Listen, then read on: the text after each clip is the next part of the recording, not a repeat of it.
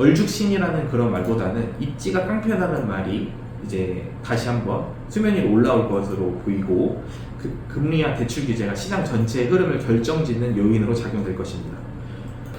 안녕하세요. 부동산 시장의 복잡한 흐름 속에서 정확한 정보를 전달해드리는 신태양입니다. 오늘은 2025년 부동산 시장의 상승과 하락 요인에 대해 객관적인 데이터를 기반으로 한번 알아보겠습니다. 첫 번째, 강남과 전국 부동산 시장의 온도차. 최근 강남 아파트의 가격 상승이 언론을 통해 대대적으로 보도되고 있습니다.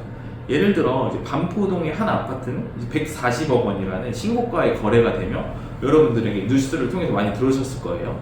하지만 이처럼 초고가 주택 시장에서의 움직임은 정말 일부고 제한적이거든요. 이러한 작은 한 사례가 부동산 전체 시장을 대표하는 절대로 안 됩니다. 서울의 전체 아파트 매매 상승률은 0.05%에 불과하며 강남은 이에 0.06%로 정말 소폭 상승 중입니다. 강남을 제외한 다른 지역, 특히 강북이나 강서는 보합, 그리고 이제 나머지는 하락으로 이제 전환이 되고 있습니다. 이는 서울의 평균 상승률이 강남의 일부 초고가 거래에 의해 상향 조정된 결과일 뿐입니다.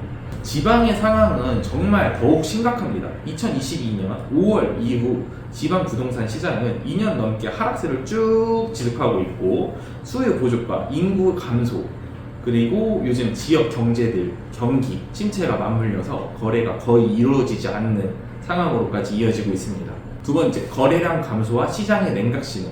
부동산 시장에서 거래량은 시장의 활력을 보여주는 중요한 지표인데요.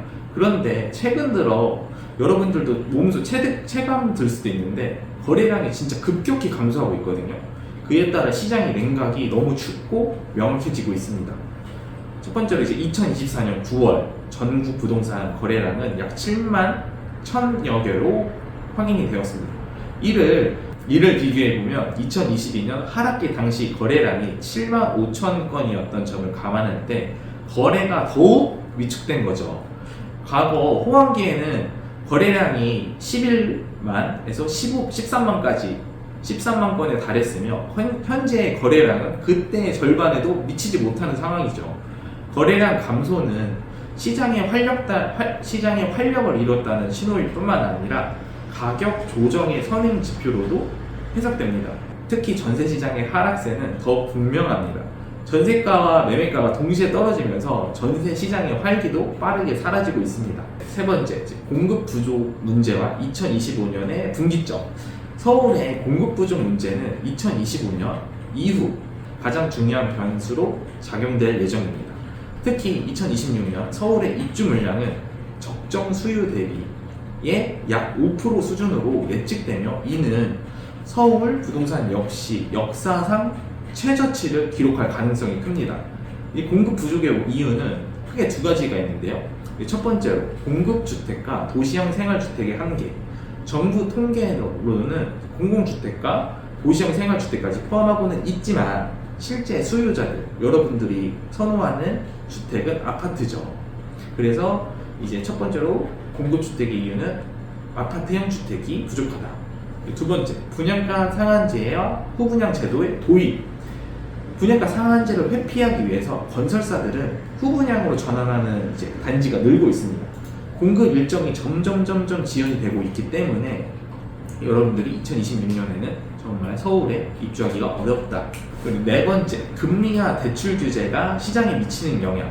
현재도 금리가 정말 대출도 어렵지만 금리가 점점 올라가고 있죠. 금리는 부동산 시장의 또 다른 중요한 변수입니다.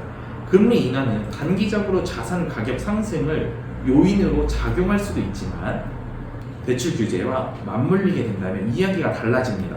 2025년 초에는 대출 규제 완화로 거래량이 증가할 가능성이 있지만 7월부터 적용되는 스트레스 DSR 3단계 규제는 시장에 큰 영향을 미칠 겁니다. DSR 3단계 규제의 핵심이 뭐냐면요, 첫 번째로 대출 가능 금액의 감소입니다. 예를 들면 연봉 1억이 대출 한 6억 정도 받으실 수가 있는데 3단계가 도입이 되면 이제 대출 가능 금액이 이제 평균 1억 정도 감소한다고 생각하시면 됩니다. 이는 실수요자들이 구매력을 크게 위축시키는 결과를 초래할 수 있습니다. 두 번째, 장기적 거래량 감소. 2025년 하반기 이후 규제로 인한 거래량은 더욱이 감소가 될 것으로 예상이 됩니다. 다섯 번째, 여러분들이 가장 궁금해하시는 것 같아요. 내 집 마련의 적기는 과연 언제일까? 부동산 시장에서 가장 중요한 질문 중, 많이 받는 질문 중 하나는 언제 집을 사야죠? 라는 말이 많이 들어요. 그래서 이제 저는 2025년 여름 휴가 한번 다녀오시고 내 집 마련을 하시면 될 것으로 예상이 됩니다. 이제 제가 왜 이런 결과를 도출해냈냐면요, 이런 모든 이제 데이터를 확인을 해보니까, 일단 첫 번째로 25년 7월에 이제 2025년 7월에 DSR 3단계 도입하면서 2025년 첫 달 이제 1, 2, 3 1분기 때 대출을 많이 받으실 거예요. 은행에서는 대출을 줄이고 금리도 높아지고 경기도 침체가 되고 분양이나 이런 것들은 건설사에서도 이제 안 할 거니까 꽤나 많은 매물들이 급매도로 던지는 매물들이 생길 수가 있다. 그래서 살 수 있는 사람들은 더더욱 없을 거고, 이 살 수 있는 사람들 중에서 여러분들이 물건지를 몇몇 개 골라서 사시면 될 것으로 보여요. 그래서 첫 번째, 시장 데이터 확인. 여러분들이 집을 사기 위해서는 일단 많은 데이터를 확인해야 되죠. 첫 번째로 시장 데이터를 하셔야 됩니다. 입주 물량, 거래량, 금리 변화 등을 주기적으로 한번 확인해 주세요. 그리고 특정 지역, 여러분들이 원하시는 지역의 수요와 공급 상황을 계속 분석하세요. 뭐 이사천에는 당연히 수요가 많겠고 한데 공급은 이미 정해져 있잖아요, 저희 아파트들은. 그러니까 특정 지역의 수요와 공급 상황을 꼼꼼히 분석해 주시기 바랍니다. 두 번째로 이제 자금 계획 준비, 이게 제일 중요합니다. DSR 규제에 대비해 여러분들이 대출 한도와 자금을 미리 점검해 주세요. 은행은 많이 가실수록 좋아요. 첫 번째 갔을 때는 1억 대출해 준다는데 다른 이제 은행은 1억 5천 대출해 준다. 그럼 여러분들은 어디 가셔야 되는지, 두말하면 잔소리겠죠?